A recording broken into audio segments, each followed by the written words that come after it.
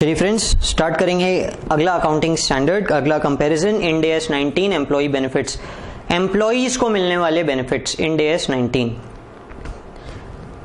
The distinction between short term and other long term employee benefit depends on whether they are due to be settled within 12 months from the end of reporting date. Reporting date से 12 महीने के अंदर अंदर due है या नहीं है, जबकि यहां पे डिस्टिंक्शन क्या है कि with in 12 months from the date the service is rendered by the employee, service is rendered by the employee। एक एग्जांपल देख लेते हैं कि भाई एक एम्प्लॉय था जिसने सर्विस कंप्लीट कर लिया 1 मई 2015 को, 1 मई 2015 को सर्विस कंप्लीट कर लिया और कंपनी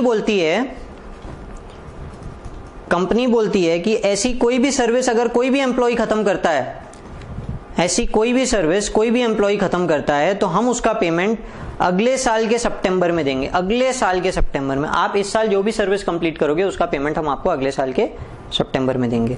तो भाई इस साल मई में इस बंदे ने सर्विस को कंप्लीट कर दिया और पेमेंट मिलेगा सितंबर 2016 में, सितंबर 2016। तो जो पीरियड है from the date the service is rendered, from the date the service is rendered में अगर पीरियड की बात करूं तो मोर देन 12 मंथ्स है, मोर देन 12 मंथ्स। तो एएस के हिसाब से ये सर्विस लॉन्ग टर्म सर्विस होगी, ठीक है।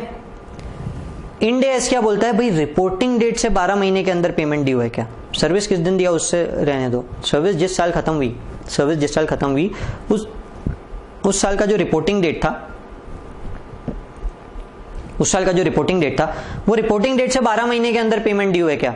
अगर 12 महीने के अंदर अंदर पेमेंट ड्यू है, जैसा यहां दिख रहा है कि 12 महीने के अंदर अंदर पेमेंट ड्यू है, तो इंड एएस के हिसाब से ये शॉर्ट टर्म है। तो एक बोलता है फ्रॉम रिपोर्टिंग डेट डिस्कस करना है, इंड एएस क्या बोलता है रिपोर्टिंग डेट से देखो, और एएस क्या बोलता है जिस दिन सर्विस कंप्लीट हुई उस दिन से देखो। क्लियर है, चलिए देखते हैं।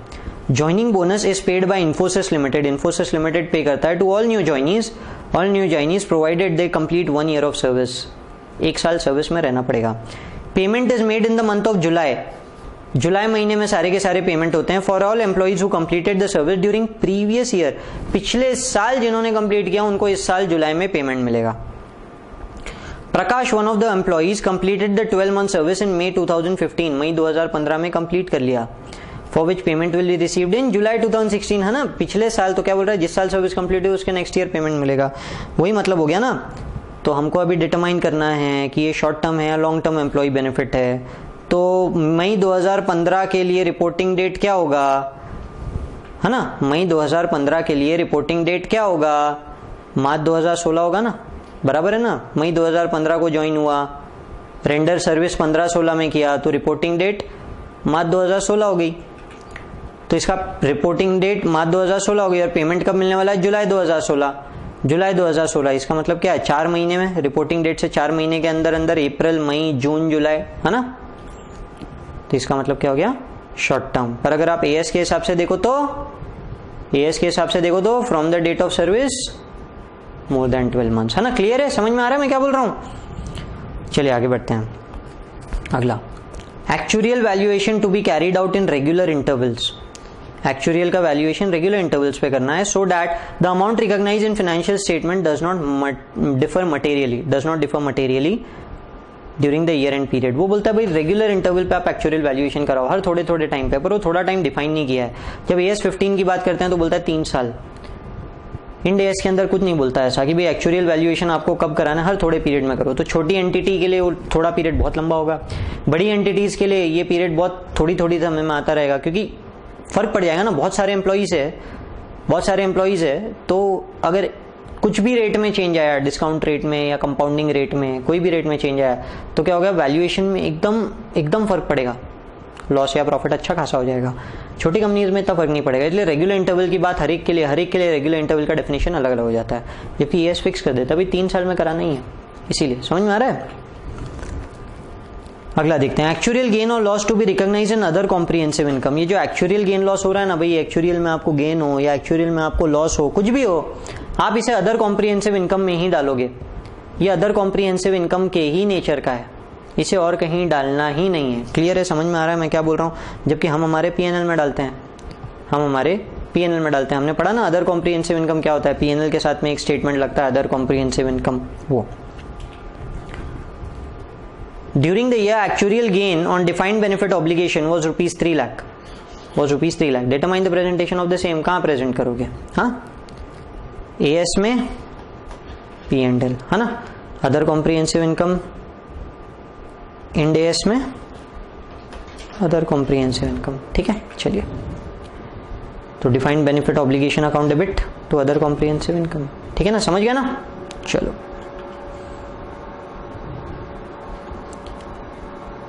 definition of employee include directors and definition of employee includes whole time directors। Her director को इंक्लूड कर दिया भाई। इंड एएस बोलता है हर तरह का डायरेक्टर एम्प्लॉई है, इंडिपेंडेंट हो, नॉमिनी हो, हर तरह का डायरेक्टर एम्प्लॉई है। AS 15 includes only whole time directors. ठीक है, इससे क्या फर्क पड़ जाएगा भाई? इंडिपेंडेंट डायरेक्टर्स को जो पेमेंट देना है ना, इंडिपेंडेंट डायरेक्टर्स को, अब तक वो प्रोफेशनल फीस में आता था, अब वो एम्प्लॉई बेनिफिट्स में दिखेगा। देखो, खर्चा तो बुक होगा, ऐसा कुछ नहीं है, पर वो एम्प्लॉई बेनिफिट्स में दिखेगा, ना कि प्रोफेशनल फीस में। क्लियर है? Sitting fees of 1 lakh rupees was paid to the independent directors of 5 meetings held during the year. इस साल 5 मीटिंग हुई, उसके 1-1 लाख रुपए दिए गए सिटिंग फीस 5 डायरेक्टर्स को। Determine where the same will be reflected in PNL. PNL में कहां पे रिफ्लेक्ट करेगा? तो employee includes all directors, full time हो या इंडिपेंडेंट। इसका मतलब कितना हुआ? 5 मीटिंग, 5 डायरेक्टर्स, 1 लाख रुपए, 25 लाख रुपए। कहां रिफ्लेक्ट करेंगे? एम्प्लॉय बेनिफिट में। एएस में कहां रिफ्लेक्ट होगा? Professional fees. क्लियर है? प्रोफेशनल फीस में। चलिए आगे बढ़ते हैं। समझ गए ना? समझ गए? क्लियर है? चलो, एम्प्लॉय बेनिफिट्स क्या क्या इंक्लूड करता है? Includes constructive obligation. अगर किसी तरह का अज्यूम्ड ऑब्लिगेशन है ना, तो उसको भी कवर करता है। Where the entity has no realistic alternative but to pay the employee. उनके पास और कोई ऑप्शन ही नहीं है भाई। कॉन्ट्रैक्चुअल नहीं है, लॉ नहीं बोलता, हमने कहीं लिखा नहीं है कि हमको एम्प्लॉय को देना पड़ेगा। नहीं देंगे तो बड़ी दिक्कत हो जाएगी, स्ट्राइक पे चले जाएंगे, मारपीट करने आ जाएंगे, काम नहीं करेंगे, कुछ भी हो सकता है, देना पड़ेगा, है ना। तो ऐसे कंस्ट्रक्टिव ऑब्लिगेशंस कवर्ड नहीं है ES15। ES15 covers constructive obligation, बस बोलता है कि हम कवर करते हैं, बाकी और कुछ नहीं बोलता हो। ठीक है, क्लियर है? चलिए देखते हैं। Tata limited pays annual bonus in the month of June. जून महीने में हर बार पे करता है फॉर प्रीवियस फाइनेंशियल ईयर, पिछले साल का बोनस पे करता है। Along with a small gift, एक छोटा सा गिफ्ट भी देता है to each employee. For the financial year ending 31 March 2016 total number of employees वो 56,000। 56,000 लोग काम करते हैं, पता है आपको? 56,000 लोग। And each gift item will cost rupees 300। Her gift item का कॉस्ट कितना है? 300 रुपए। Determine accounting treatment. क्या अकाउंटिंग करेंगे?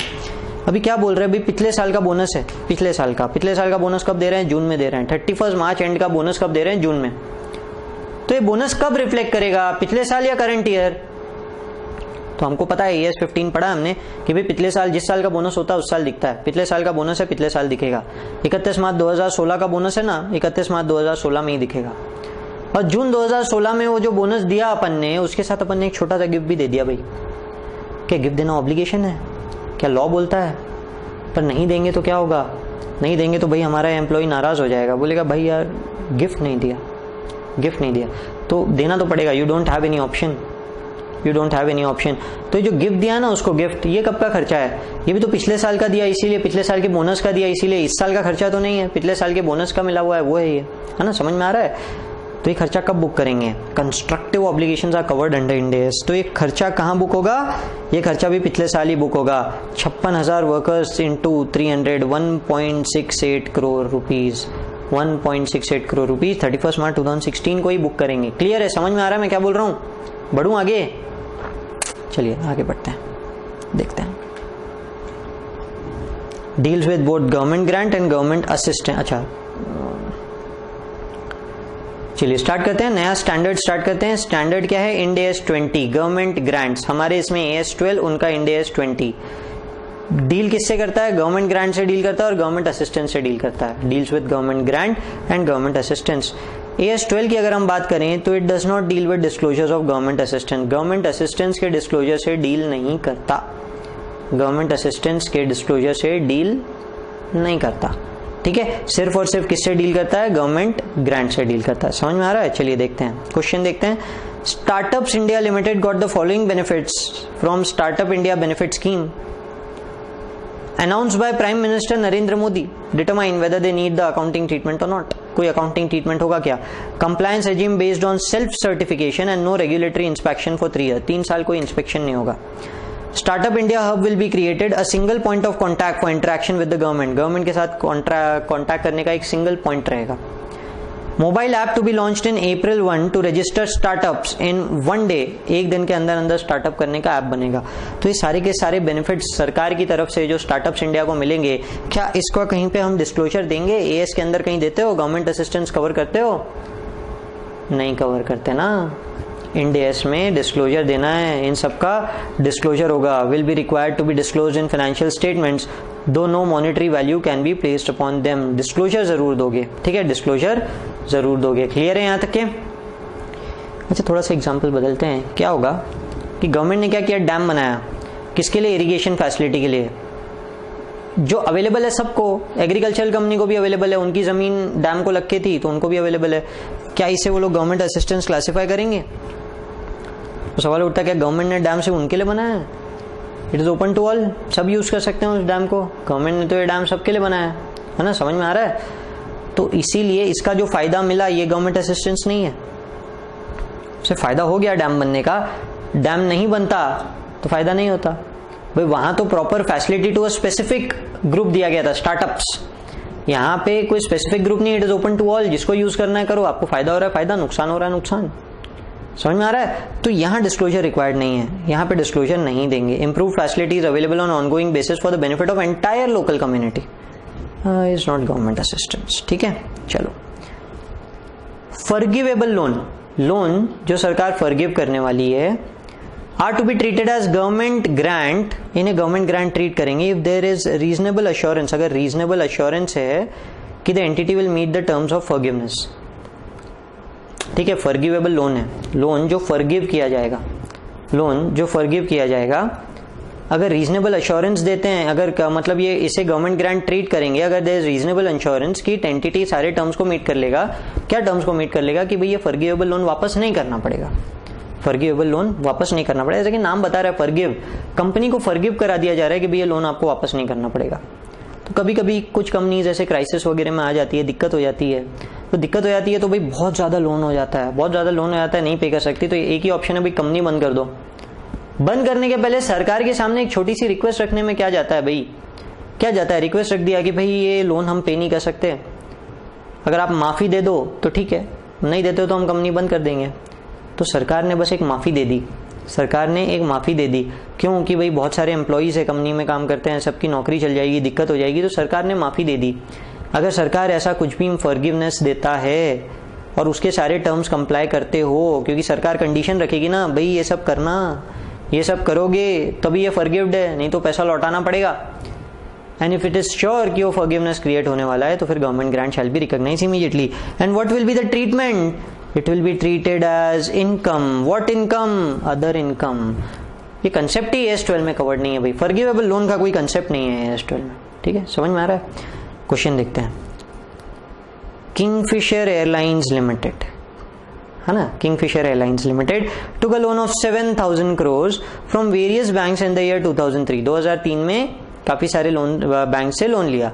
In 2016, the financial crisis, due to financial crisis, company was not able to repay the loan. Company loan को repay ही नहीं कर पाई and hence got a waiver. Company को क्या हुआ? वेवर मिल गया. किससे? गवर्नमेंट से. कितने का? 30% का.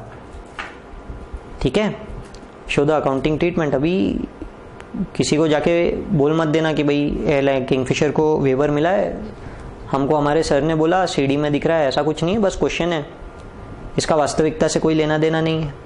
ठीक है, पहले डिस्क्लेमर दे रहा हूं कि भाई अगर दिया होता तो अकाउंटिंग कैसे होती, हमें तो ये समझना जरूरी है ना. क्योंकि विजय माल्या तो आएगा चार्टर्ड अकाउंटेंट के पास कि भाई वेवर तो मिल गया, अब अकाउंटिंग क्या करूं. समझ में आ रहा है? तो हम बस वो देखने की कोशिश कर रहे हैं. चलिए एक छोटा सा वीडियो देखते हैं, समझते हैं कि ये विजय माल्या केस क्या है, किंगफिशर एयरलाइंस क्या लफड़ा है.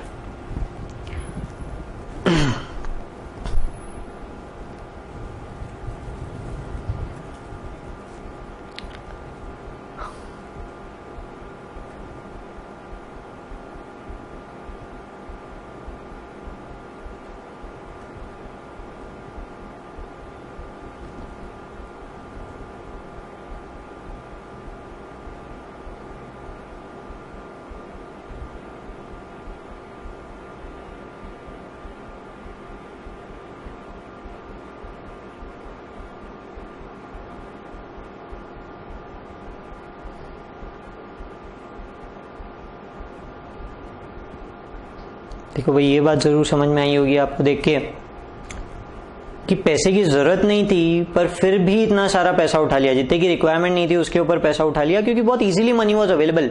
हर बैंक्स आजकल खुद ही अप्रोच करती है ना भाई कि दो भाई पैसे दो, so it was an easy money. और जब इजी मनी मिलता है तो क्या होता है ना, तो फिर क्या होता है पता है आप लोगों को? आप लोग इतने इंटेलिजेंट तो हैं ही।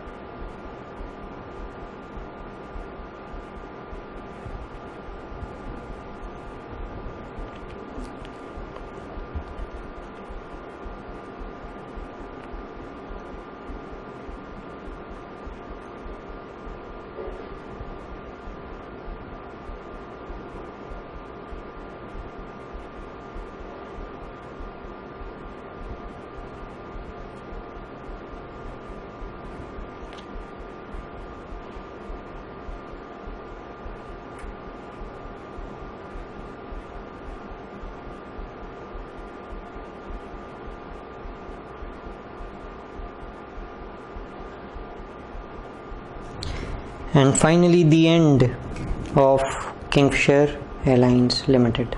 ठीक है, अब हमें अकाउंटिंग ट्रीटमेंट देखना है। देखो वापस से क्वेश्चन पे आ जाओ। सरकार ने वेवर दे दिया, कंपनी डूब गई, सरकार ने वेवर दे दिया। याद दिला रहा हूं आपको, 7,000 करोड़ का लोन है, सरकार वेवर दे रही है। कितना वेवर दे रही है? 30% वेवर दे रही है। तो 30% का क्या ट्रीटमेंट होगा? देखो याद करो, क्या ट्रीटमेंट होगा? Waiver in the form of immediate financial support is considered to be other income. तो हम उसे अदर इनकम ट्रीट करेंगे। लोन अकाउंट उतने से कम कर देंगे टू अदर इनकम 2100 करोड़। ठीक है ना? तो बस यही सजेशन देना है आपको जाके कि भाई अदर इनकम में डाल देना उठा के, है ना? समझ में आ रहा है? चलिए आगे बढ़ते हैं। लोन रिसीव्ड फ्रॉम गवर्नमेंट, सरकार से मिला है, किस पे? कंसेशनल रेट पे, एकदम सस्ते में गवर्नमेंट ने दिया है। Shall be treated as government grant and measured at difference between initial carrying amount, concessional rate and fair value. तो इनिशियल कैरिंग अमाउंट कितने का लोन मिला है और फेयर वैल्यू तो हम जानते हैं ना, इंड AS 32-107-109 में पढ़ा कि क्या होता है फेयर वैल्यू भाई? IRR, internal rate of return से किया हुआ discounted value is known as fair value. तो मिला सरकार से कंसेशनल रेट पे, हम उसे करंट रेट के हिसाब से फेयर वैल्यू पे लाएंगे और डिफरेंस को गवर्नमेंट ग्रांट ट्रीट करना है। ऐसा कोई कंसेप्ट AS 12 में है ही नहीं। एकदम शॉर्ट में क्वेश्चन देख लेते हैं, सॉल्व करना तो इंड AS 32-107-109 में देखा ही था।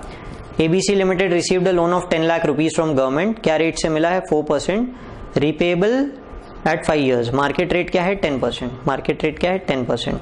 तो अब यहाँ पे मैं जो बोल रहा हूँ वैसे वैसे चलेंगे, पूरा टेबल एक साथ नहीं देखना। पहले तो 4%, 40 लाख रुपए का इंटरेस्ट हर साल, और फाइनली 1 करोड़ रुपए वापस करने हैं अलॉन्ग विथ 40 लाख रुपीज। ठीक है, 10 करोड़ रुपए विथ 40 लाख रुपीज। डिस्काउंटिंग क्या रेट से होगी? 10% से डिस्काउंटिंग होगी फॉर फेयर वैल्यूएशन। या फिर आप एन्युटी फैक्टर लगा दो इंटरेस्ट को कि भाई इंटरेस्ट को हम प्रेजेंट वैल्यू एन्युटी फैक्टर लगाएंगे और प्रिंसिपल को हम प्रेजेंट वैल्यू फैक्टर लगाएंगे। आप ऐसे कर सकते हो, कोई दिक्कत वाली बात नहीं है। तो जो भी फेयर वैल्यू आएगी, फेयर वैल्यू कितनी आ रही है फाइनली इस केस में? 772.53 पर जबकि लोन कितना है? 1000 है ना। तो इन दोनों का जो डिफरेंस है will be treated as government grant. समझ में आ रहा है? ठीक है। 227, how will 227 be accounted for? बता देता हूं अभी। बैंक अकाउंट डेबिट, कितने पैसे मिले भाई हमको? 1000। टू लोन में कितना डालना है? 772.53 टू गवर्नमेंट ग्रांट में कितना डालना है? 227.47। क्लियर है यहाँ तक के? समझ में आ गया? अच्छा, लोन आपने डाल दिया 772, लोन में आपने कितना डाल दिया? 772। लौटाना कितना है? लौटाना तो 1000 पड़ेगा ना भाई। लौटाना है 5 साल बाद 1000 पड़ेगा, तो उसकी अकाउंटिंग कैसे होगी? लोन दिखेगा 772 पे, है ना? ध्यान में आ रहा है? इफेक्टिव इंटरेस्ट रेट पे इंटरेस्ट चार्ज होगा 77.25। जो आप एक्चुअल इंटरेस्ट दे रहे हो रिपेमेंट माना जाएगा। रिपेमेंट ये ऐड हो जाएगा 772 इसमें ऐड हो जाएगा और ये जो 40 है इसमें से माइनस हो जाएगा, है ना? वैसे ही अगला तो हर बार हम इसके ऊपर 809 पे इंटरेस्ट कैलकुलेट करते जाएंगे, यहाँ पे जो क्लोजिंग बैलेंसेस है, और बाकी रीपेमेंट ट्रीट कर देंगे। और फाइनली पूरा का पूरा इंटरेस्ट के साथ में रीपेमेंट कर देंगे, एंड में बैलेंस क्या हो जाएगा, 0। फाइनली तो 0 पे आ ही जाना है ना, समझ गया ना, क्लियर है यहाँ तक के। चलिए आगे बढ़ते हैं। Government grant are recognised as income and are match with corresponding expense. Income है और उसे एक्सपेंस के साथ मैच कर रहे हैं, in with they are intended on systematic basis. Government grant को आपको रिकॉग्नाइज करना पड़ता है immediately as expense over the systematic basis. AS12 के अंदर प्रमोटर्स कॉन्ट्रीब्यूशन आपको ध्यान में होगा अगर, या नॉन डिप्रीशिएबल एसेट का ध्यान में होगा, तो अपन अमोर्टाइज नहीं करते हैं। Government grant for non monetary asset, non depreciable asset and promoters contribution is not amortise. Ind AS में कंपल्सरी अमोर्टाइज करना ही पड़ेगा। अमोर्टाइज जितना भी अमाउंट मिल रहा है अमोर्टाइज करेंगे, जितने का भी गवर्नमेंट ग्रांट है अमोर्टाइज करेंगे। समझ में आ रहा है मैं क्या बोल रहा हूँ? तो अभी ये वाला क्वेश्चन था ना, यही वाला क्वेश्चन, इसमें गवर्नमेंट ग्रांट है 227, इसको क्या करेंगे, अमोर्टाइज। इसको क्या करेंगे भाई, अमोर्टाइज कर देंगे। समझ में आ रहा है मैं क्या बोल रहा हूँ? बस अमोर्टाइज कर देना over the lease period. Continue last question, to determine government grant to be accounted for. तो गवर्नमेंट ग्रांट की अकाउंटिंग कैसे होगी? 227.47 का हमारा गवर्नमेंट ग्रांट है ना, तो इसकी अकाउंटिंग कैसे करना है भाई? इंटरेस्ट 10% पे कितना आ रहा था? 77.25 और एक्चुअली इंटरेस्ट आपने कितना पे किया? 40 लाख एक्चुअली, जिसे हम लोग रिटर्न ऑफ इन्वेस्टमेंट मान रहे हैं, रीपेमेंट ऑफ इन्वेस्टमेंट मान रहे हैं। इन दोनों का जो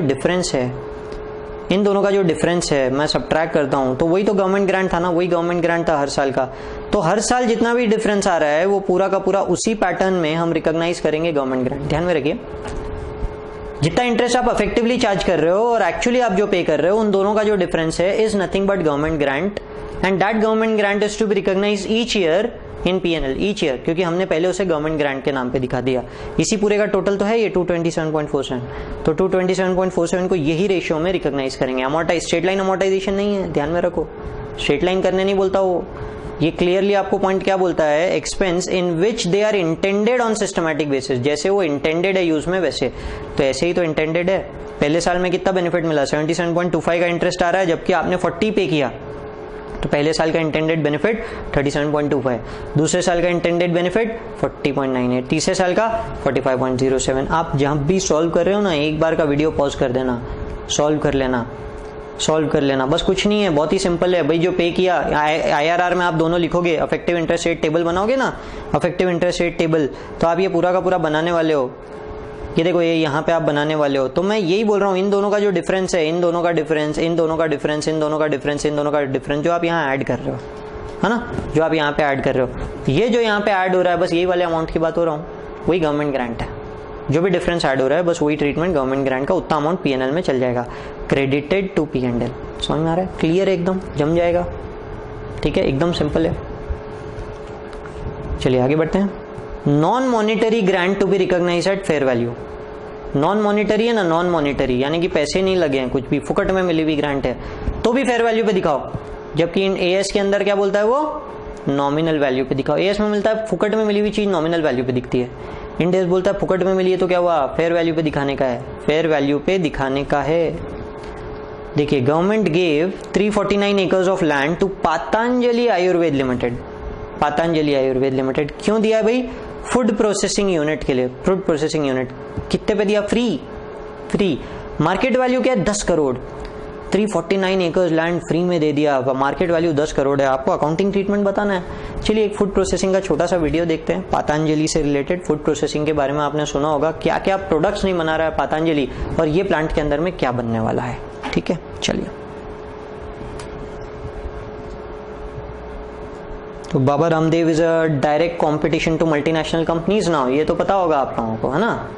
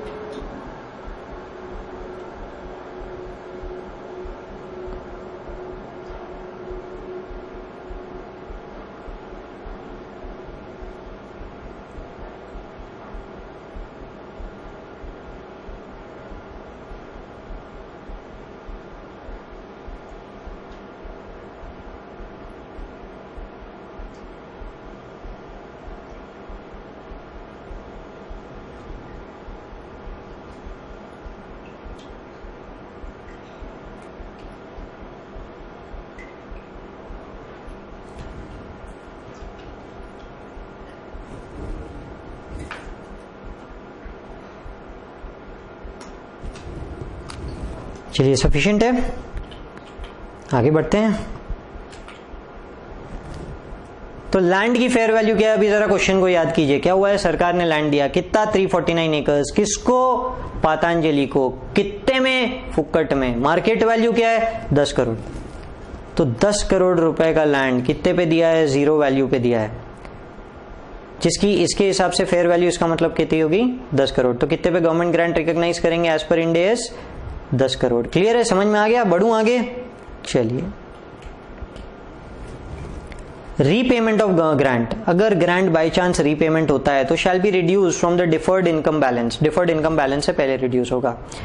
AS क्या बोलता है, grant repaid shell either increase the asset value और रिड्यूस फ्रॉम डिफर्ड अकाउंट। तो ऐसा कुछ नहीं है, दोनों में तरीका सेम ही है, पर क्या हो जा रहा है कि इंड AS के अंदर में आप उसको डिफर भी कर दे रहे हो ना, डिफर कर दे रहे हो, तो हो सकता है पूरा का पूरा अमाउंट डिफर में से नहीं जाएगा। जैसे 10 लाख रुपए का गवर्नमेंट ग्रांट था, हमारे बुक्स में 6 लाख दिख रहा है, और गवर्नमेंट ग्रांट रिफंड करना पड़ा, for some reasons government grant refund करना पड़ा, तो 10 लाख रुपए को बुक से हटाना है। क्या करेंगे भाई, ग्रांट तो हमारे बुक्स में 6 लाख ही दिख रही है और लौटाना पड़ा 10 लाख, बाकी डेफर कर दिया होगा भाई, कुछ भी कर दिया होगा, डेफर कर दिया होगा, तो बचा हुआ 4 लाख रुपए PNL में जाएगा, बस 6 लाख तो यहीं एडजस्ट होगा। AS में प्रमोटर्स कॉन्ट्रीब्यूशन डेफर ही नहीं होता है, नॉन कैपिटल एसेट से, नॉन डिप्रिशिएबल एसेट से रिलेटेड भी डेफर नहीं होता है, तो ये सारे के सारे तो वहीं पे पूरी तरह से एडजस्ट होंगे। हाँ, बाकी के अकाउंटिंग ट्रीटमेंट इज सेम, ऐसा कोई ट्रीटमेंट में फर्क नहीं है, ट्रीटमेंट पूरी तरह से सेम ही है। ठीक है, तो यहां तक के हमने पढ़ा गवर्नमेंट ग्रांट। चलिए फ्रेंड्स, आगे बढ़ेंगे। अगला accounting standard Ind AS 21 deals with foreign exchange rates. हम फॉरेन एक्सचेंज रेट से रिलेटेड आइटम्स के ऊपर डिस्कशन करेंगे। चलिए, सबसे पहला डिफरेंस देखते हैं। फंक्शनल करेंसी डिफाइन की गई है, फंक्शनल करेंसी, फॉरेन करेंसी और प्रेजेंटेशन करेंसी, ऐसी 3 करेंसी डिफाइन की गई है अगर हम इंड AS 21 की बात करें तो। पर AS 11 में तो 2 ही है, हमने तो 2 ही पढ़ा है, एक हमने पढ़ा है फॉरेन करेंसी और एक हमने पढ़ा है रिपोर्टिंग करेंसी। रिपोर्टिंग करेंसी यानी क्या, रुपीज, है ना, और फॉरेन करेंसी यानी अदर देन रुपीज। हमने तो अब तक यही पढ़ा है, यही 2 तरह की करेंसीज होती है। Ind AS talks about 3 currencies. Functional currency is the currency of the primary economic environment in which the entity operates. Primary economic environment in which it operates, यानी primarily कौन सी करेंसी में ये डील करते हैं, वो वाली करेंसी को बोलते हैं functional currency. Foreign currency other than functional currency, functional currency के अलावा जो भी करेंसी होती है उसे फॉरेन करेंसी बोलते हैं। और इसके अलावा एक और होता है presentation currency, the currency in which financial statements are presented. Financial statements को आप जिसमें प्रेजेंट करना चाहोगे उसे हम बोलते हैं प्रेजेंटेशन करेंसी। क्लियर है, यहां तक के समझ में आ रहा है मैं क्या बोल रहा हूं? चलिए, इसे एक एग्जाम्पल के साथ समझते हैं, क्या फंक्शनल करेंसी होता है, क्या प्रेजेंटेशन करेंसी होता है, क्या फॉरेन करेंसी होता है। देखते हैं। Foxconn technology, a multinational electronic contract manufacturing company of Taiwan, opens its manufacturing plant in India, from where it will manufacture electronic parts for Nintendo Company Limited in Japan. 3 countries की बात करें, एक Taiwan, company Taiwan की है, plant कहाँ है, India में है, और काम किसका कर रही है, जापान बेस्ड कंपनी का कर रही है। Payments are received receipts in yen and major expenses, जितने भी एक्सपेंसेस है वो किस में इनकर हो रहे हैं, they are incurred in Taiwan dollar, सारे के सारे एक्सपेंस इनकर हो रहे हैं ताइवान डॉलर में। Determine functional presentation and foreign currency for operations in India. हमें बताना है कौन कौन सी करेंसी किस किस से रिलेटेड है, विजुअलाइज करके समझने की कोशिश करते हैं how exactly the concept will work. चलिए देखते हैं हुआ क्या है कि फॉक्सकॉन टेक्नोलॉजी लिमिटेड कहाँ की है, ताइवान की है, ताइवान की।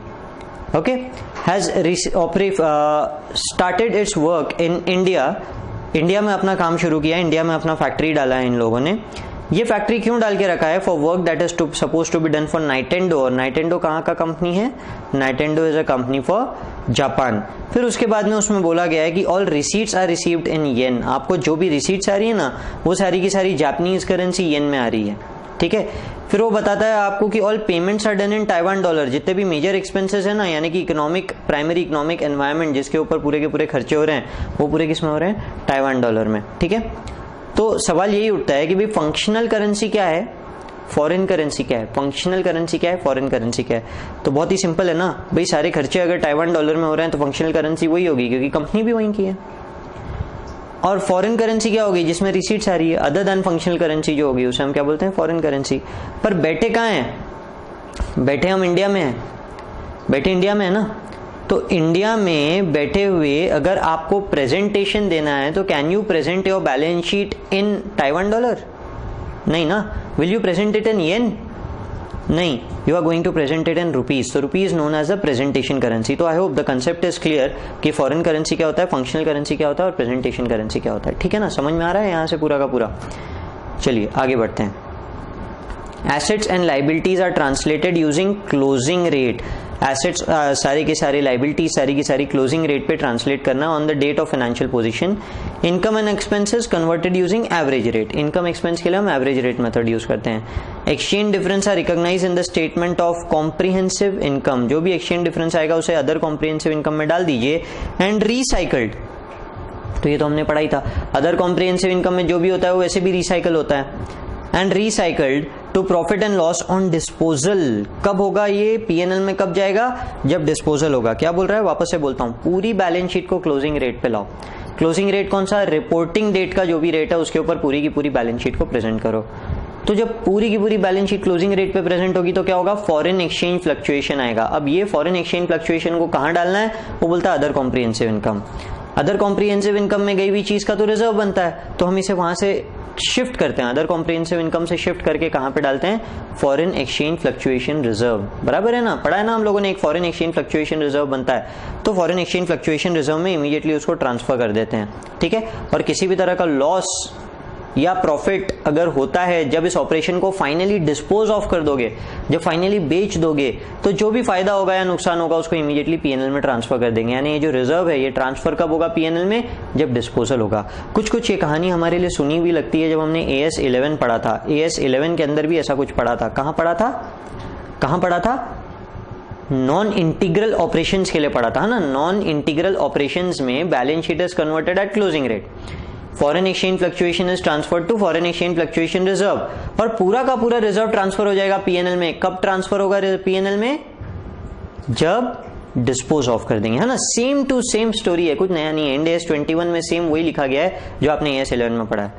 पर इंड AS 21 में वो ऐसा कुछ नहीं लिखा गया है जो आपने इंटीग्रल ऑपरेशंस के लिए पढ़ा है ना.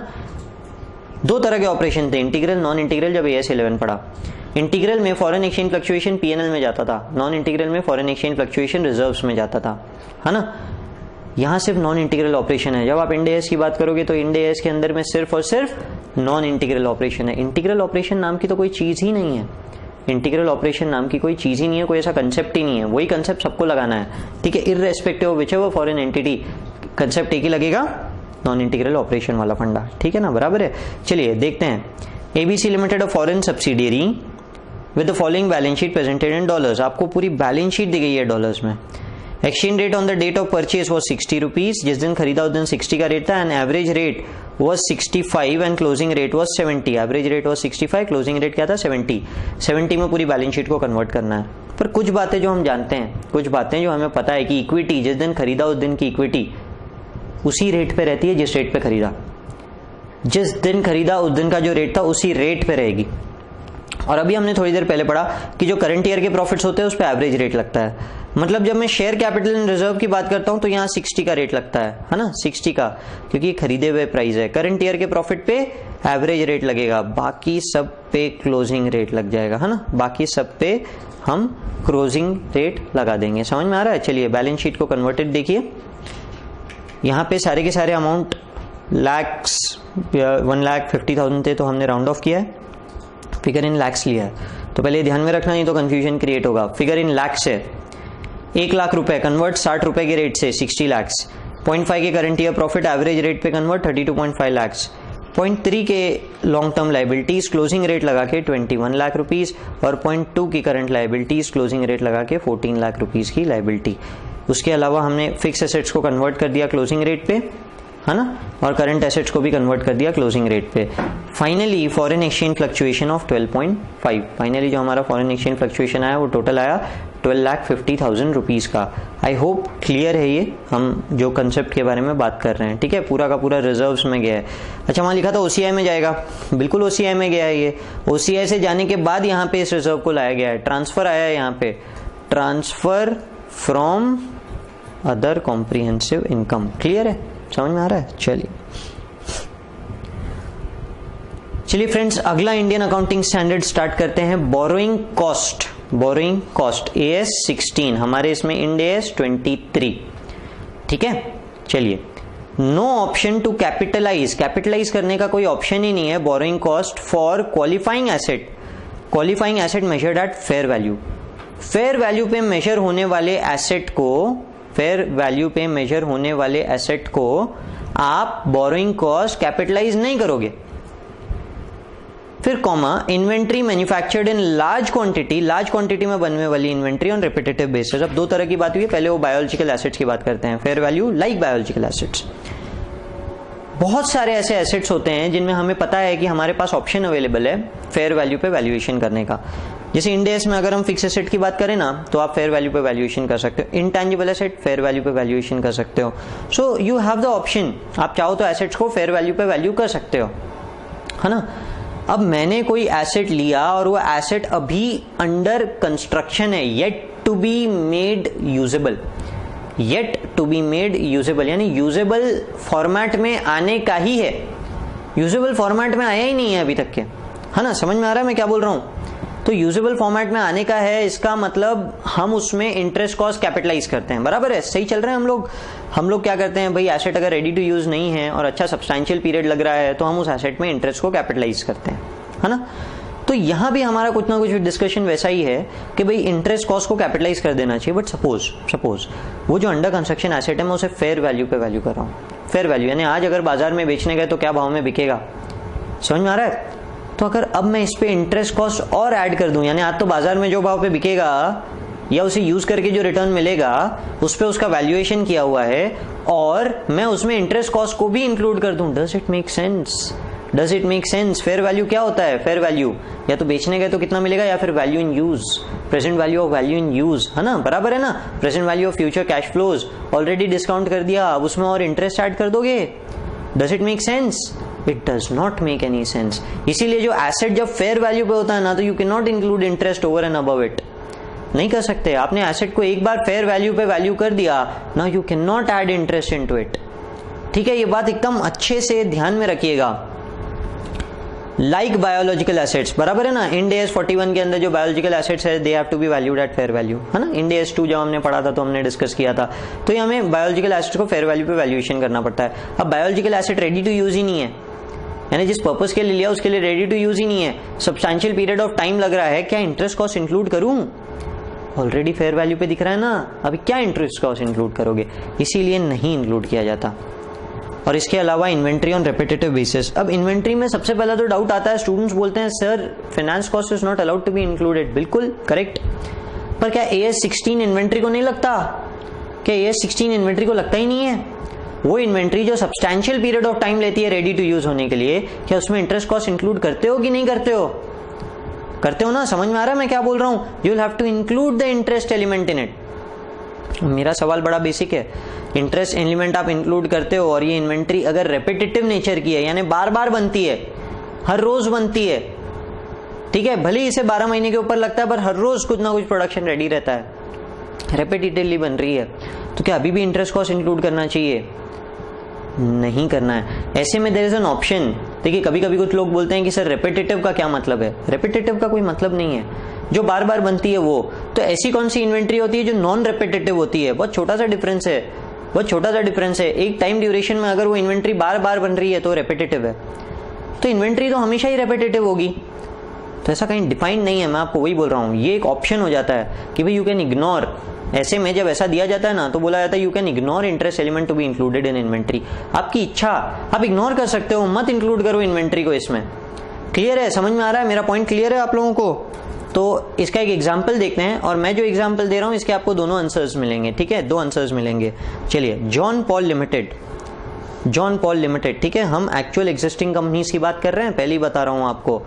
Goa based company producers 3000 litres of 3 year old whisky, 3 साल पुरानी विस्की बनाती है ये कंपनी, 3 year old विस्की बनाती है, 3000 लीटर का प्रोडक्शन है डेली, डेली 3 साल पुरानी विस्की, यानी 3 साल पहले कुछ विस्की यानी कुछ अल्कोहल को कुछ कास्क्स के अंदर, डब्बों के अंदर बंद करके रख दिया था, और आज वो निकाला जा रहा है और फाइनली सेल किया जा रहा है।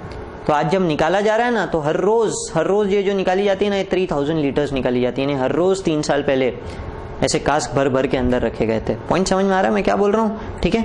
Determine whether interest cost will be included और नॉट। अब ये डेली है ना, समझ में आ रहा है ना, डेली प्रोडक्शन है ना, तो क्या करना चाहिए? क्या रेपिटेटिव इन्वेंट्री बोलोगे या नहीं बोलोगे? रेपिटेटिव इन्वेंट्री बोलोगे या नहीं बोलोगे? चलिए एक बार का आगे बढ़ते हैं, एक बार समझते हैं ये पूरा का पूरा प्रोसेस क्या है। Why does whisky take so long to be produced? इतना टाइम क्यों लगता है? एक छोटा सा वीडियो देखते हैं फिर आगे बढ़ते हैं।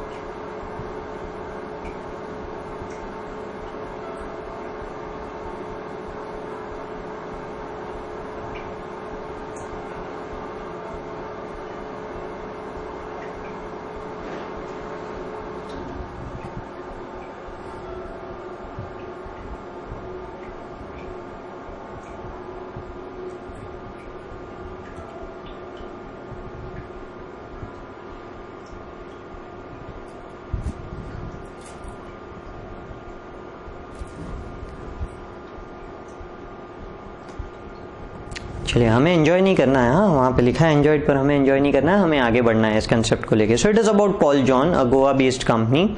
तो ये रेपिटेटिव इन्वेंट्री है या नहीं है मैं बोलूंगा तो ड्यूरेशन इज 3 years, है ना, 3 साल लगते हैं, और डेली प्रोडक्शन 3000 है। डेली प्रोडक्शन 3000 लीटर है। तो हम इसे क्या रेपिटेटिव इन्वेंट्री बोलेंगे? इन रेपिटेटिव इन्वेंट्री तो क्या इंटरेस्ट कॉस्ट इंक्लूड होगा? नहीं, दिस इज एक्सक्लूडेड। अब मैंने आपको बोला ना 2 point आंसर, बहुत सारी बुक्स में आपको दिखेगा कि हाँ इसमें इंक्लूड कर सकते हैं। What do you mean bye repetitive nature? कुछ कंपनीज के लिए विस्की डेली प्रोडक्शन होगा, कुछ कंपनीज के लिए डेली प्रोडक्शन नहीं होगा ना, कुछ के लिए नहीं होगा। तो एग्जैक्टली रेपिटेटिव का मतलब क्या है? This is a clear cut example, 3000 litre हर रोज। तो ये तो एकदम ही क्लियर एग्जाम्पल, एकदम क्लियरली डिफाइंड है ना। यहां तो रिपीटेटिव है ही है, तो यहाँ तो नहीं इंक्लूड करेंगे। But you can say there is an option, भाई करना है करो। किसी का चीज को आप रेपिटेटिव बोलोगे, किसी नहीं बोलोगे, तो हो सकता है आप बोल दो कि नहीं सर इसमें हम इंटरेस्ट कॉस्ट इंक्लूड करेंगे, ये रेपिटेटिव नहीं है। बिकॉज रेपिटेटिव का मतलब नहीं है ना, रेपिटेटिव का डेफिनेशन क्या है? There is no definition available. Point समझ में आ रहा है मैं क्या बोल रहा हूँ? ठीक है। अब आप लोग बोलोगे कि सर इतने सिंपल एग्जाम्पल थोड़ी ना आते हैं इंडिया में। बेटा इंडियन अकाउंटिंग स्टैंडर्ड है ही बहुत ईजी, बहुत सिंपल है, उसमें कुछ है ही नहीं, बहुत ज्यादा इजी कंसेप्ट है, पर ये एग्जाम्पल्स पूरे के पूरे प्रैक्टिकल है। This is what is actually happening. आपको जब लाइव एग्जाम्पल देखोगे, आप जब ऐसा सिनेरियो फेस करोगे, then you will have to answer, कुछ ऐसे ही आंसर्स रहेंगे ना। So the examples are important, answers तो इंडिया वैसे ही बहुत ईजी है, इंडिया में कुछ है ही नहीं। ठीक है, चलिए आगे बढ़ते हैं।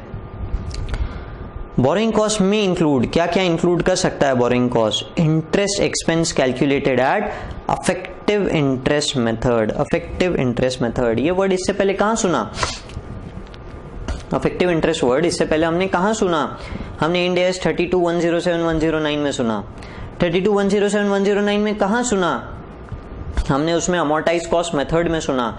अमोर्टाइज कॉस्ट मेथड में instrument is measured at fair value, और फेयर वैल्यू कैसे निकलता है? Internal rate of return. Internal rate of return क्या होता है? अफेक्टिव इंटरेस्ट होता है। तो interest has to be capitalize using effective interest method. तो यहाँ पे थोड़ा मेथड बदल जाता है। हमने जब AS 16 पढ़ा तो हमने क्या पढ़ा था? कितना इंटरेस्ट चार्ज कर रहे हो, कितना पे कर रहे हो, is to be included. Notional interest का फंडा नहीं था। यहाँ भी नोशनल इंटरेस्ट का फंडा नहीं है, पर काइंड ऑफ अफेक्टिव इंटरेस्ट है, यानी कि आज के डिस्काउंट रेट पे पूरा का पूरा आपको डिस्काउंट करना है। भले आप उतना इंटरेस्ट पे नहीं कर रहे हो, but capitalization shall be done at effective interest method. बस यही एक फर्क आ जाता है जब हम AS 16 और इंडिया 23 की बात करते हैं। ठीक है ना। तो इसके क्वेश्चंस तो आपने बहुत देखे हैं। इंटरेस्ट का कैलकुलेशन कैसे होता है डिवेंचर्स वगैरह पे, वो आपने इंडिया 32107109 में देखा है। तो वहां जो हम इंटरेस्ट कैलकुलेट कर रहे थे उसका क्या करेंगे? Should it be transfer to PNL? वहां तो हम कंटिन्यूअस PNL में ट्रांसफर कर रहे थे, है ना, PNL में डालते रहते पूरे इंटरेस्ट एक्सपेंस। अब क्या होगा? अगर एसेट से रिलेटेड है ना, कोई एसेट से रिलेटेड है, it is a qualifying asset, यानी वो इंटरेस्ट कॉस्ट कैपिटलाइज करने के लिए क्वालिफाई होता है, तो ऐसे एसेट के अंदर में हम वो इंटरेस्ट को कैपिटलाइज कर देंगे। कैपिटलाइज, समझ में आ रहा है मैं क्या बोल रहा हूँ? ठीक है, तो इसके सम्स हमने किए हैं, इसके हमने काफी सारे सम्स किए हैं। Company issued 1,10% debentures of ₹100 each, 1 lakh रुपए के डिबेंचर्स हैं at a discount rate of 5% repayable after 5 years, 7% premium है क्या, 10% इंटरेस्ट है। इशू कितने पे किया है? 5% डिस्काउंट पे इशू किया है और मार्केट प्रीमियम क्या है? 7% का है। For construction of qualifying asset which will take 2 years to complete, फिलहाल इसे कंप्लीट होने के लिए 2 साल हैं, है ना। Issue expense will be ₹2 lakh, initially issue का खर्चा भी लगा है 2 लाख रुपए का। Determine interest cost to be capitalize, interest cost को कैसे कैपिटलाइज करेंगे। अब देखिए, जब भी आप कोई इंस्ट्रूमेंट इशू करते हो और उसके पीछे इशू एक्सपेंसेस लगते हैं, तो AS 16 क्या बोलता है? डू यू रिमेंबर AS 16 क्या बोलता है? AS 16 बोलता है कि कोई भी इशू एक्सपेंस लगा है यू कैन कैपिटलाइज इट, कोई भी इशू एक्सपेंस लगा है यू विल कैपिटलाइज इट, है ना। समझ में आ रहा है मैं क्या बोल रहा हूं? ओके, अच्छा डिस्काउंट दिया तो यू विल कैपिटलाइज इट। अच्छा प्रीमियम दिया तो रीपेमेंट पे premium you will capitalize it. आप कुछ भी करो यू विल कैपिटलाइज इट, उसमें सिंपल फंडा है। और यहाँ इंड एस के अंदर में क्या बोलता है भाई, अफेक्टिव इंटरेस्ट रेट निकालो, अफेक्टिव इंटरेस्ट रेट, और अफेक्टिव इंटरेस्ट रेट पे कैपिटलाइज करेंगे। तो यहाँ 2 लाख का खर्चा लगा है, 5% का डिस्काउंट है और 7% प्रीमियम देना है। कंपनी ने 3 एडिशनल एक्सपेंस इनकर किए हैं, 3 एडिशनल, 2 लाख का खर्चा, डिस्काउंट भी बेयर किया है और प्रीमियम पे रीपेमेंट के देने वाली है। तो what do we need? We need IRR, ठीक है ना। देखो इंटरेस्ट, पहले हम लोगों ने 2 लाख का खर्चा लगाया, फिर उसके बाद हम इंटरेस्ट पे करने वाले हैं और फाइनली हम प्रीमियम के साथ पूरा रीपेमेंट कर देंगे, है ना। समझ में आ रहा है? 1 लाख रुपए पे इंटरेस्ट देना है 10%, बराबर है। तो 2, 10, 10, 10, 10 और फाइनली 117। और प्रेजेंट वैल्यू हमको पैसा कितना मिला है? 5% डिस्काउंट, मतलब प्रेजेंटली हमको कितना मिला है? हमको मिला है 95। इनफ्लो कितना है? इनफ्लो इज 95 ना, इनफ्लो इज 95। डिस्काउंटिंग क्या रेट से होगी? रैंडमली IRR निकालना पड़ेगा। तो हमने एक बार 11% पे डिस्काउंटिंग किया, और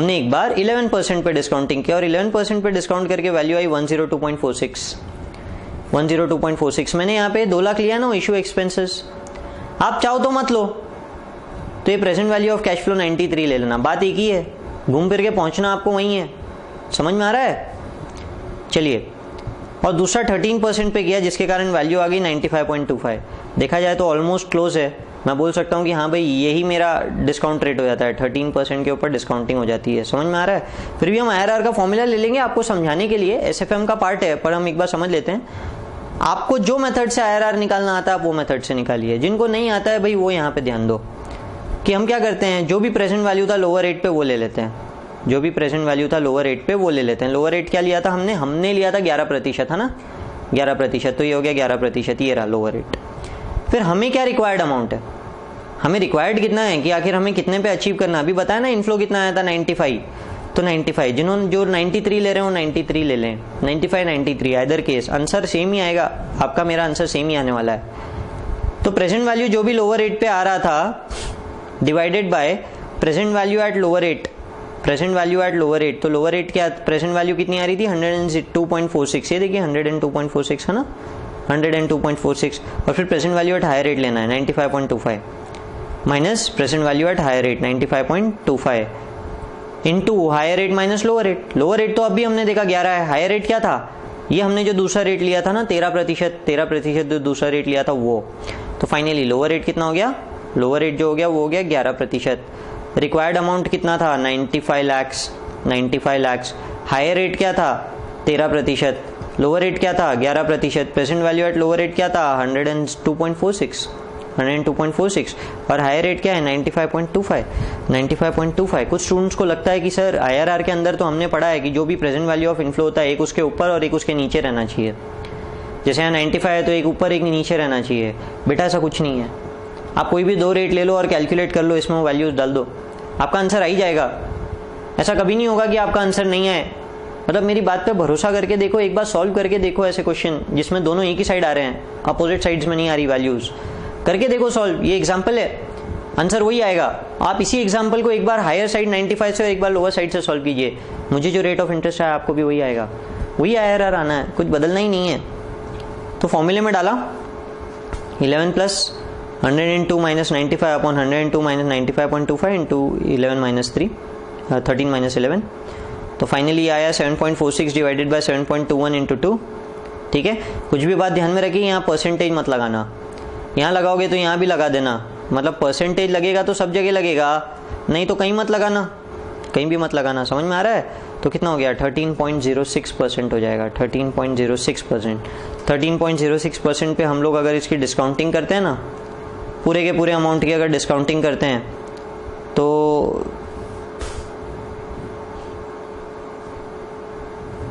एक मिनट,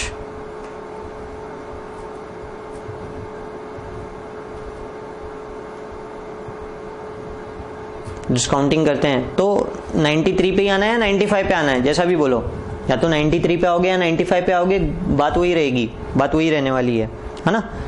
अब 93 के ऊपर अगर मैं इंटरेस्ट लेता हूं ना, इंटरेस्ट क्या रेट से लूंगा? 13.06, तो कितना हो गया? 12.15। So what is the interest to be capitalized? हमें AS 16 पढ़ना है, मैं आपको डिस्काउंटिंग कंपाउंडिंग नहीं पढ़ा रहा, AS 16 पढ़ना है। अफेक्टिव इंटरेस्ट हो गया 12.15, पेमेंट आप 10 का कर रहे हो। मैं ये इंटरेस्ट कैपिटलाइज करूंगा, मैं कोई डिस्काउंट कैपिटलाइज नहीं करूंगा, कोई प्रीमियम कैपिटलाइज नहीं करूंगा, कोई खर्चे जो मैं पे कर रहा हूं ना, 2 लाख रुपए के खर्चे, इशू एक्सपेंसेस, वो भी कैपिटलाइज नहीं करूंगा, कुछ नहीं करूंगा, सिर्फ अफेक्टिव इंटरेस्ट कैपिटलाइज करूंगा, और वो कितना आ रहा है? 12.15। नेक्स्ट ईयर कितना आ रहा है? 12.42। तो क्या करूं? इन दोनों को कैपिटलाइज, और बाकी P&L, क्योंकि सिर्फ 2 साल लग रहे हैं रेडी होने को एसेट को। क्वेश्चन क्लियरली बोल रहा है, देखो पढ़ो, 2 ही साल लग रहे हैं रेडी होने को, है ना। तो interest cost to be capitalize कितना रहेगा? 12.15 और 12.4 का टोटल 24.57 लाख। क्लियर है? समझ में आ रहा है? चलिए आगे बढ़ते हैं, अगला देखते हैं। चलिए फ्रेंड्स, अगला स्टैंडर्ड स्टार्ट करेंगे। अगला स्टैंडर्ड क्या है? Ind AS 24। इंड AS 24 क्या है? Related party disclosure, related parties का डिस्क्लोजर। ठीक है, AS 18 हमने पढ़ा है रिलेटेड पार्टीज का, इसके साथ में आता है इंड AS 24। क्या क्या कवर करता है? Related party in relationship to the reporting enterprise is the person और the entity that is related, या तो बंदा या उससे related entities, and includes a person और a close member of the family if that person has control, control समझता है ना, कंट्रोल, जॉइंट कंट्रोल यानी रिश्तेदारों के साथ control, significant influence over the reporting enterprise or key managerial personnel of the reporting enterprise or a parent of the reporting enterprise, parent subsidiary joint venture associates of the reporting enterprise। तो क्या बताता है भाई, कौन कौन रिश्तेदार होते हैं? रिश्तेदार होते हैं एक बंदा और उसकी close members of that person, यानी उसकी सारे रिश्तेदार, एक बंदा और उसके सारे रिश्तेदार। रिश्तेदार कौन से? कंपनीज एक्ट 2013 वाले, कंपनीज एक्ट 2013 वाले। और उस बंदे का अगर किसी एंटिटी के ऊपर कंट्रोल है, कंट्रोल यानी 50% से ज्यादा शेयर्स, 50% से ज्यादा शेयर्स, या 50% से ज्यादा वोटिंग राइट, या और है ना 50% से ज्यादा वोटिंग राइट्स, या मेजॉरिटी डायरेक्टर्स अपॉइंट करने का पावर, मेजॉरिटी डायरेक्टर्स अपॉइंट करने का पावर, इसे बोलते हैं कंट्रोल। तो उस बंदे के पास ऐसा कंट्रोल है कि या तो वो उसके पास 50% से ज्यादा शेयर्स है, या तो वोटिंग पावर है, या फिर वो मेजॉरिटी डायरेक्टर्स को अपॉइंट कर सकता है। तो बोलते हैं कि हाँ भाई ये उसकी रिश्तेदार कंपनी है, ये उसकी रिश्तेदार कंपनी है। जॉइंट कंट्रोल, जॉइंट कंट्रोल जैसे आप और आपकी वाइफ, या आप और आपके पापा, या आप और आपकी मम्मी, या आप आपके हस्बैंड, या आप आपके बच्चे, उन लोगों के पास मिलके किसी कंपनी के 50% के ऊपर शेयर है, 50% के ऊपर, या 50% के ऊपर वोटिंग पावर है, 50% के ऊपर वोटिंग पावर, या फिर मैक्सिमम डायरेक्टर अपॉइंट करने का पावर। यानी आपके पास आपके रिश्तेदार के साथ इस कंपनी में ये तीनों में से कोई भी कंडीशन सेटिस्फाई करती है तो वो भी आपकी रिश्तेदार होगी। समझ में आ रहा है?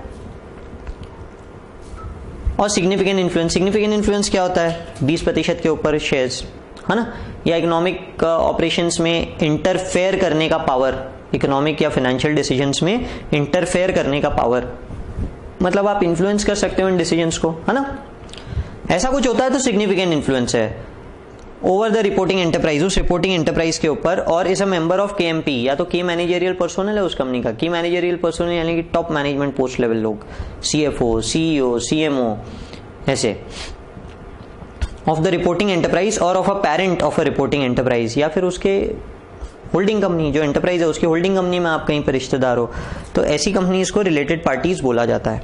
तो देखिए थोड़ा सा डेफिनेशन थोड़ा सा लेंदी हो गया, डेफिनेशन थोड़ा सा लेंदी हो गया, कुछ और चीजें कवर की गई है। What exactly do you mean bye them, ठीक है, हम सारे के सारे एक साथ देखेंगे। क्लोज मेंबर कौन कौन इंक्लूड करता है, तो क्लोज मेंबर मैंने बताया ना आपके सारे रिश्तेदार इंक्लूड करते हैं। अब नया क्या ऐड हुआ, नया ऐड हुआ domestic partner.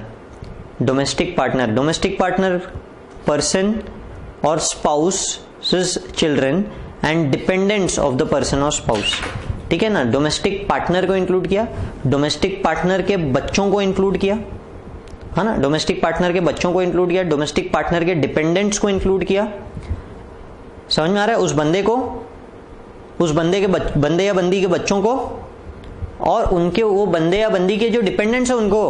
What do you mean bye domestic partner, domestically जो आपके साथ सारे डोमेस्टिक खर्चे शेयर करते हैं, डोमेस्टिकली जो आपके साथ सारे डोमेस्टिक खर्चे शेयर करते हैं, and obviously of opposite sex, obviously of opposite sex. Now what exactly do you mean by this, live in relationships are being covered, live in relationships are being covered. अब कुछ students को doubt होता है, कुछ students मुझे पूछते हैं कि सर कैसे बताओगे, लिव इन रिलेशनशिप है, बताओगे कैसे। तो देखिए सबसे पहले तो हम जब भी कहीं पे ऑडिट करने जाते हैं तो सबसे पहले मैनेजमेंट से डिक्लेरेशन लेते हैं कि भाई बताओ आपके रिलेटिव्स कौन कौन है। तो डायरेक्टर मस्ट इन्फॉर्म, की मैनेजरियल पर्सन्स मस्ट इन्फॉर्म कि भाई उनकी वाइफ या हस्बैंड कौन है, बच्चे कौन है, पेरेंट्स कौन है, रिलेटेड एंटिटीज कौन है, and obviously live in relationship किसके साथ है, they will have to inform it. समझ में आ रहा है। और अगर उनको नहीं इन्फॉर्म करते और ऑडिटर को पता चल जाता है तो auditor will cover them under live in relationship. पर लिव इन रिलेशनशिप का ऐसा कोई डेफिनेशन नहीं है, डोमेस्टिक पार्टनर इंक्लूड होना चाहिए, बस फंडा क्या है, डोमेस्टिक पार्टनर इंक्लूड होना चाहिए। So there are certain things, certain points that we have covered over here. Domestic partners were not covered under AS 18। तो ये पॉइंट तो आप वैसे भी नहीं भूलोगे, मुझे पढ़ाने की भी जरूरत नहीं है वैसे ये पॉइंट। चलिए देखते हैं नए रिलेटिव्स में कौन कौन कवर होता है इंडिविजुअल के केस में। तो इंडिविजुअल के केस में हम क्या बता रहे हैं, जैसे कि अगर हम बात करते हैं राजपाल की, and Rajpal is having a domestic partner Sunny Leone, is having a domestic partner Sunny Leone। तो क्या सनी लियोनी रिलेटिव हुई? Yes, Sunny Leone will become the relative। अच्छा अगर सनी लियोनी के बच्चे हैं तो क्या वो कवर हुए, क्या वो भी कवर होंगे? Yes, they will also be relatives। बच्चे भी रिलेटिव हो गए। और उनके डिपेंडेंट्स, उनके डिपेंडेंट जैसे कि अगर माँ बाप होंगे तो क्या वो रिलेटिव्स हो गए, ग्रैंडफादर ग्रैंडमदर होंगी तो क्या वो रिलेटिव हो गए? Yes, all dependents will be relatives। समझ में आ रहा है, सारे के सारे डिपेंडेंट्स विल बी रिलेटिव। इनके साथ किसी के साथ भी कैसा भी transaction you will have to disclose. Clear है, समझ में आ रहा है मैं क्या बोल रहा हूं, ठीक है ना। चलिए आगे बढ़ते हैं, अब थोड़ा सा एंटिटी लेवल पे आते हैं। एंटिटी लेवल पे तो एंटिटी के लिए रिश्तेदार कौन होते हैं? Let's talk about A limited. एक कंपनी है ए लिमिटेड जिसके पास 70% होल्डिंग है बी लिमिटेड की, 70% होल्डिंग है बी लिमिटेड की। क्या बी लिमिटेड रिलेटिव हुई? Yes, B limited relative because it is a subsidiary. क्या बी के लिए ए रिलेटिव हुई? Yes, because it is a subsidiary, वो उसकी होल्डिंग कंपनी है ना। समझ में आ रहा है। अच्छा अभी बी लिमिटेड की दो सब्सिडियरियां हैं, एक है सी लिमिटेड और एक है डी लिमिटेड। दो सब्सिडियरीज है सी लिमिटेड और डी लिमिटेड। क्या बी के लिए दोनों रिलेटिव्स हुए? यस, ये हुआ यस। क्या सी और डी के लिए ए भी रिलेटिव है? यस, सब रिश्तेदार है ये आपस में, सब एक दूसरे के रिश्तेदार है। चलो और आगे बढ़ते हैं। सी की सब्सिडियरी है ई, डी की सब्सिडियरी है एफ। क्या ये रिलेटिव हुए? यस। क्या एफ भी रिलेटिव हुआ? यस। क्या एफ सी का रिलेटिव हो सकता है? हम इंडेस पढ़ रहे हैं, इंडेस। क्या एफ और सी रिलेटिव हो सकते हैं? यस।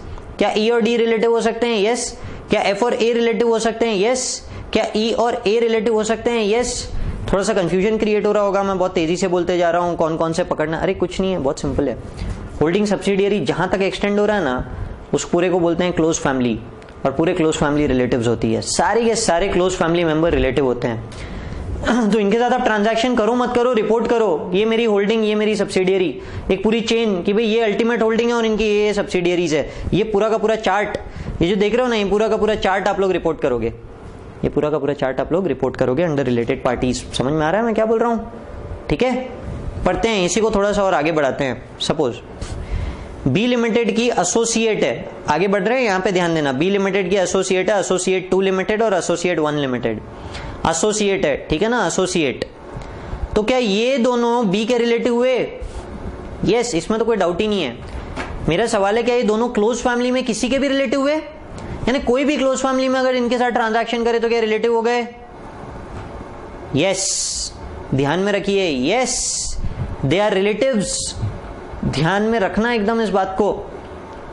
ये क्लोज फैमिली में कोई भी, या ए या बी या सी या डी या ई या एफ, कोई भी अगर इन लोगों के साथ ट्रांजैक्शन करता है एसोसिएट 1 या एसोसिएट 2 के साथ, तो अपनी बैलेंस शीट में रिपोर्ट करेंगे कि भाई ये रिश्तेदार है, हम रिश्तेदारों के साथ ट्रांजैक्शन कर रहे हैं। समझ में आ रहा है क्या बोल रहा हूं? चलिए, अच्छा, इनकी होल्डिंग कंपनीज है, जैसे एसोसिएट 2 की होल्डिंग है एन और एसोसिएट 1 की होल्डिंग है ओ, तो इनके साथ अगर कोई भी क्लोज फैमिली में ट्रांजैक्शन करे तो क्या रिलेटिव हैं? यस, कवर्ड, डेफिनेशन में कवर्ड। ये भी रिश्तेदार है, ये भी रिश्तेदार है, ये भी रिश्तेदार है, ये भी रिश्तेदार है ना? समझ में आ रहा है? क्लोज फैमिली में कोई भी ट्रांजैक्शन करे।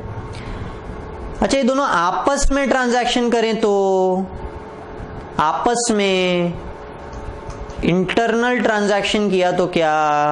नहीं।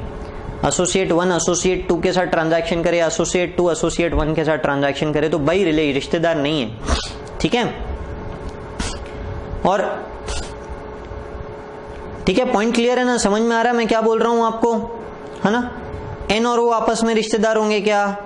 नहीं होंगे, ठीक है? चलिए आगे बढ़ते हैं। बी लिमिटेड की 2 जेवी है, जेवी1 जेवी2, जेवी1 जेवी2, क्या ये रिश्तेदार है? यस। क्या एक क्लोज फैमिली में सबके रिश्तेदार है? आप बस ध्यान में रखो, क्लोज फैमिली वर्ड यूज कर रहा हूं मैं हर जगह। ये क्लोज फैमिली, क्या सबके सब रिश्तेदार है? यस। किसी के साथ भी ट्रांजैक्शन करो, ए या बी या सी या डी या ई या एफ, सब रिश्तेदार है। अच्छा, क्या ये आपस में भी रिश्तेदार है? क्या जेवी1 और जेवी2 इंटरनल एक दूसरे के साथ ट्रांजैक्शन करे तो क्या वो भी रिश्तेदार है? यस है, ध्यान में रखिए, हैं। एसोसिएट एसोसिएट के साथ नहीं है, जेवी जेवी के साथ रिश्तेदार है। अच्छा, जिन कंपनीज के साथ में आपका जेवी है, के और एम, जिन कंपनीज के साथ आपका जेवी है, क्या वो भी रिश्तेदार है? क्या ये रिश्तेदार होंगे? हाँ, ये भी रिश्तेदार होंगे। इनके साथ भी ट्रांजैक्शन आपको रिपोर्ट करना पड़ेगा। पॉइंट क्लियर है एकदम? समझ में आ रहा है मैं क्या बोल रहा हूं? ठीक है, चलिए आगे बढ़ते हैं।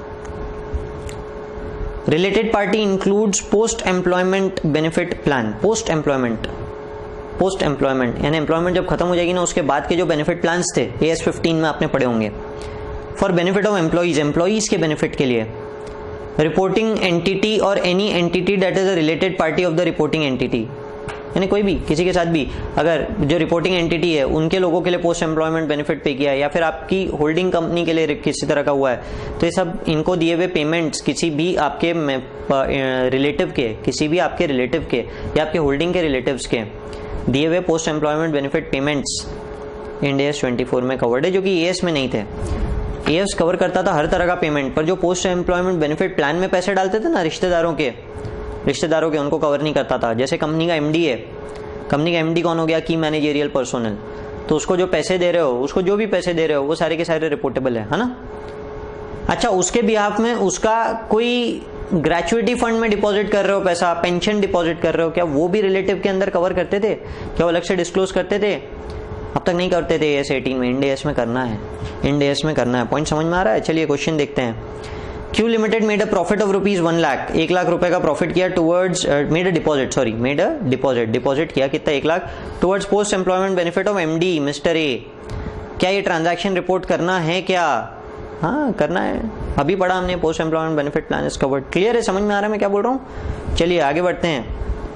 KMP में क्या क्या रिपोर्ट करना पड़ता है? उन्हें कितना शॉर्ट टर्म एम्प्लॉयमेंट बेनिफिट पे किया, कितना पोस्ट एम्प्लॉयमेंट पे किया, कितना अदर लॉन्ग टर्म पे किया, कितना टर्मिनेशन पे किया और शेयर बेस्ड पेमेंट कितना दिया, अलग अलग।